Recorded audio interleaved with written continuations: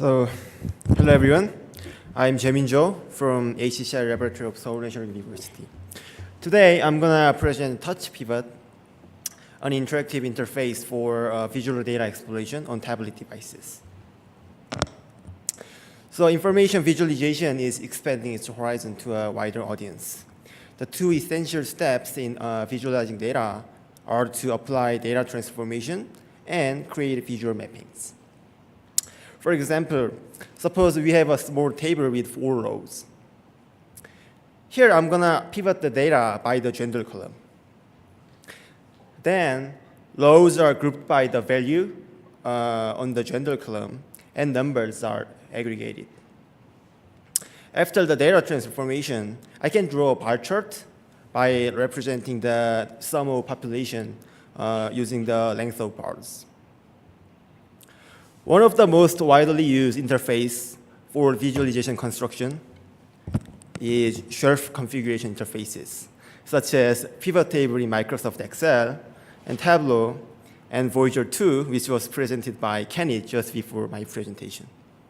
And in this interface, there are several shelves that have different functions. And people can set the rows of columns by dragging and dropping columns to the appropriate shelves.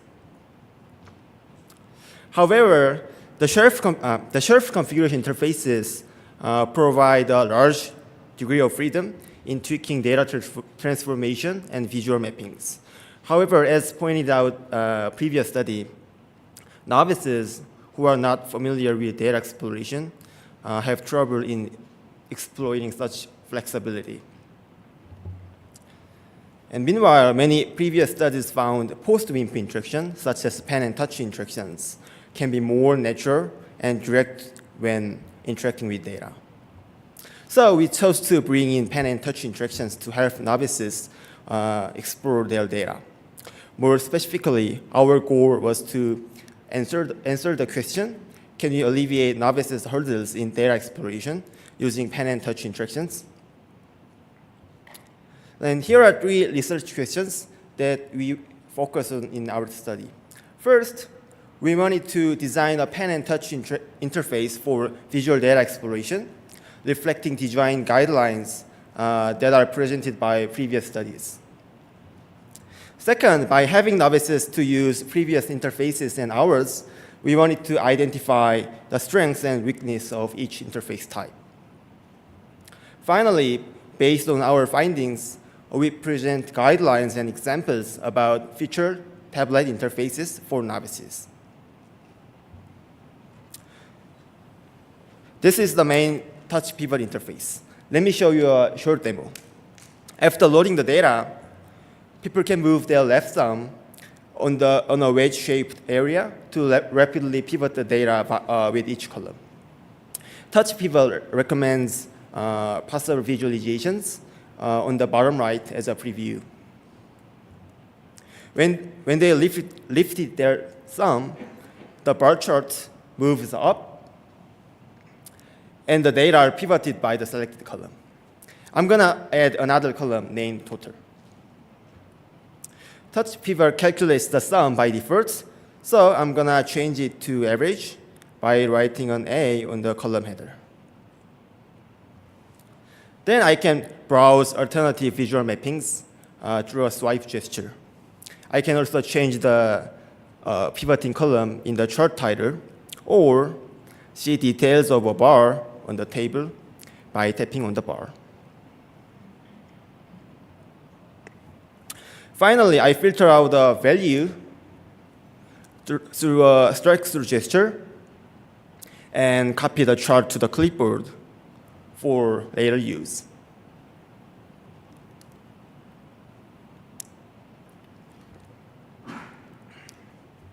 Let me explain the design rationale behind TouchPivot. Previous studies have shown that pen and touch interactions are promising alternatives to keyboard and mouse interactions. Inspired by these encouraging results, we designed pen and touch interactions for data exploration on tablet devices. To elicit the gesture set we will use, we surveyed 13 previous studies focusing on gestures they used and mappings between gestures and actions. Here are the top 5 most common interactions for each modality in previous studies. To keep our gesture vocabulary as simple as and small as possible, we chose 3 touch interactions and 4 pen interactions.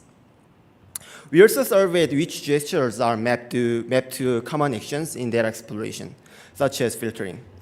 We could identify several consistent mappings between gestures and actions. For example, 5 out of 6 studies used a simple stroke gesture for filtering out data. For such consistent mappings, we could bring them into our design. Another example is writing a letter to change an aggregate function, which was used in 4 out of 6 studies. However, we also found some mappings that were not consistent. For those cases, we first incorporated the mappings in our initial design and chose better ones based on a pilot study. And in contrast to most pivot interfaces available on desktops, we seek to provide lightweight key features with simple interactions. The reasons behind this decision were that first, full control can overwhelm novices, and rich gestures on tablet devices are often undiscoverable, so that they should be remembered. One example following this design rationale is that TouchPivot does not allow pivoting with numbers.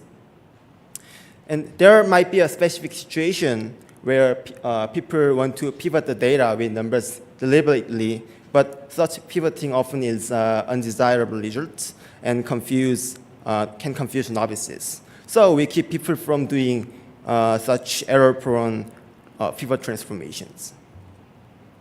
And as the third design rationale, we decided to suggest useful visual mappings and possible visualizations to alleviate novices' hurdles in designing visual mappings. We enumerated potential visual mappings for each combination of column types and evaluated them in terms of effectiveness and familiarity.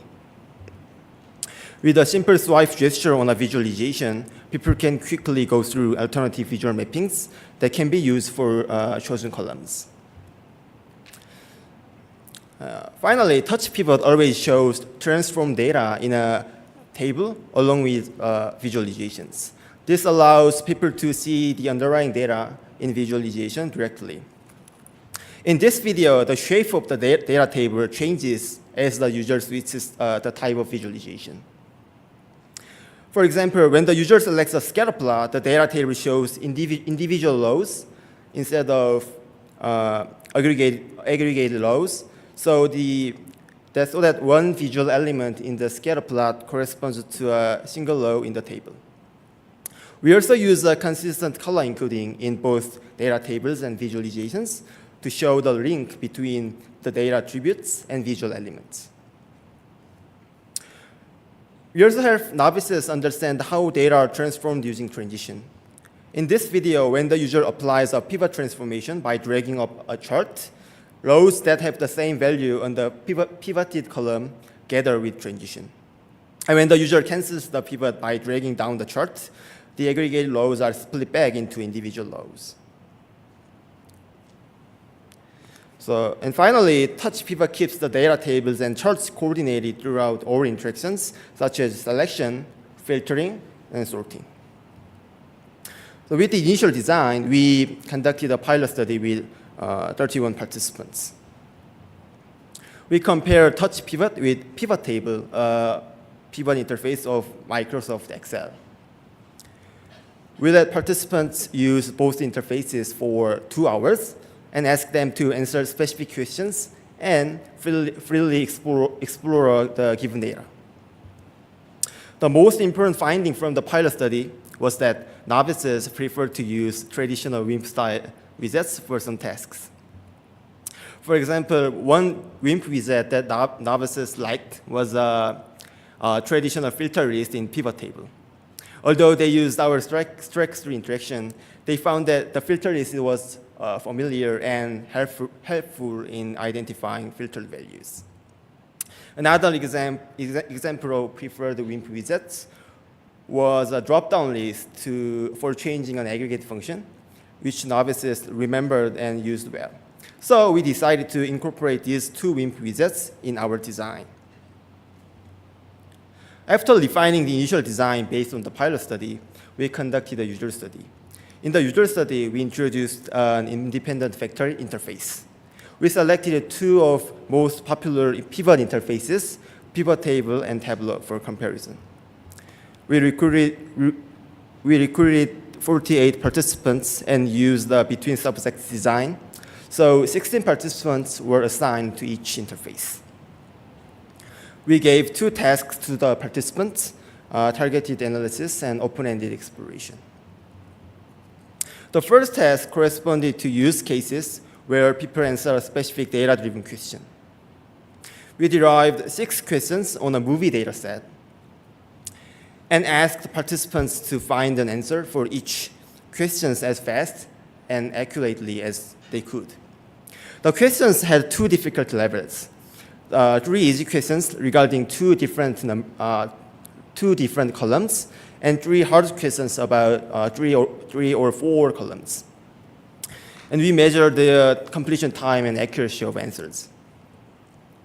In contrast, the second task corresponded to freeform exploration. We asked participants to freely explore the data for 10 minutes and capture meaningful charts they found during the exploration. To check the correctness of captured charts, we also asked them to briefly explain the charts after the task. And for the second task, we counted the number of created charts. We used the Microsoft Surface Pro 3 to run the interfaces. For Tableau and PivotTable, we had participants to use a keyboard and mouse, which were the input modality that those interfaces were designed for. And we laid another tablet device presenter between the participant and the interface. The presenter ran a session manager to present questions and receive answers from the participants and measure task completion time. And here are the results. In the first task, we compared the accuracy and completion time of answers according to the interface condition. We could not find a large difference on accuracy between interfaces. However, in terms of task completion time, TouchPivot was faster than Tableau and PivotTable. In the freeform exploration task, we counted the number of created charts. We could not find a large difference in the number of charts created, but found a large difference in the number of correct charts. But why? So through observation and interviews, we could identify hurdles that novices encountered during the user study. The most common type of errors resulted from incorrect configuration of data transformation. We observed novices failed to create charts they intended because they were often unaware of the state of interfaces or the meaning of visualizations. So as a remedy, we suggest a guideline here, facilitate correct interpretation. One practical example of this guideline is to provide chart title in a more natural language. So do not force people to derive the meaning of charts from the interface, but provide an informative summary to facilitate correct interpretation. For example, in the left chart, which was created by PivotTable, there is no clue on the meaning of the y-axis. So novices have to derive the meaning from the configuration of shelves, which they are not good at. Another common type of mistakes was the use of wrong shelves. For example, participants had difficulties in distinguishing the function of shelves, and sometimes place a column to a wrong shelf. Therefore, it's recommended to assist them to stay on the right path. One example is to consider the column metadata, such as column types, and allow only actions that are useful in common cases. For example, in TouchPivot, Data can be pivoted only by categorical dimension, which can restrict flexibility, but always produces a sensible outcome. As a more preventive approach, we can keep people from performing invalid data transformations or visual mappings by recommending only valid ones. The last guideline is to provide tight coupling between data and visualizations. Most participants responded positively to transition between data tables, expressing that the animation helped them to understand pivot transformations. Another example is the use of color to provide a link between data tables and visualizations. So in this presentation, I introduced TouchPivot, a novel interface for assisting visual data exploration on tablet devices. We consider the hurdles of novices as the primary concern and bring in WIMP widgets to our design. We compare TouchPivot with two traditional WIMP interfaces, Tableau and PivotTable. And with a short training, people could not only answer data-driven questions faster, but also create a larger number of meaningful charts. Finally, based on the findings from the user studies, we present 3 important guidelines on feature tablet interfaces for novices. That's the end of my presentation, and thank you for your attention. Let's thank Jaemin from Seoul National University. We already have here a question. Yeah, great. Hi, Jeff Hare from University of Washington. Thanks for the very interesting work. Thank you. Now, I noticed there's been a number of other systems that have explored touch interaction for visual specification. Yeah. There's like the Data Squid from Jeff Rustikarski and Nikki Couture, and then also Tableau released Visible, which is a tablet-based, touch-based interactive system. So I was just curious if you had considered comparing to those, and if so, why weren't they included in the evaluation here? Kind of what was your rationale? Actually, there are some reasons. First of all, as related to our motivation. So the thing is that we witnessed many novices have difficulties in using and learning the existing pivot interfaces such as Tableau and PivotTable. So, and we wanted to design a better interface for novices on tablet devices, and those interfaces have a larger number of users. So by comparing ours to those interfaces, we thought that we can evaluate our system better in terms of external validity, because novices are more likely to encounter those interfaces in practice. And another reason is that Visible is a very simple interface on tablets, so it does not support all common pivot charts such as multi-series line charts, which we wanted to test. Yes. Hi, hello, Raimund Axelt, Interactive Media Lab Dresden. Thanks for this interesting talk. I'm wondering a little bit about the interaction modalities. So I noticed you had quite simple pen interactions only. So basically I was wondering, do you think you could have substituted them by just touch input, like encircling or striking through or so? Or maybe just by pen input, so pen only or touch only? Do you think that would be possible instead of switching between modalities? And my second question is related. Have you thought about combining that to the best? I mean, to have concurrent usage, actually multimodal interaction, because previous literature in pen and touch interaction often combined pen and touch to a bit more than the sum of its parts. So to answer, so I'm gonna answer the first question first, but it's very common to the pen and touch interaction have different meanings, even though they have the same gesture. For example, if someone swipe gesture on the tables, then it means it commonly means penning. But if you strike through on a table, then it means writing something, not penning. So there is a difference between pen and touch interactions. And can you say the second question again? I can. And it's about a combination. So did you think about combining touch and pen simultaneously? You mean using those interactions at the same time? Like yeah, you do something like you do a pen stroke or so at the same time. So you make a sliding gesture. It's like a simultaneous pen and touch interactions, right? Simultaneously. So So actually, we wanted to explore those opportunities, but we use, as I said, we use Microsoft Surface Pro 3, and it does not allow those simultaneous pen and touch inputs. So it's a limitation. Yeah. So thank you very much, Jaemin Jo. So I think we have unfortunately reached the close of the session, but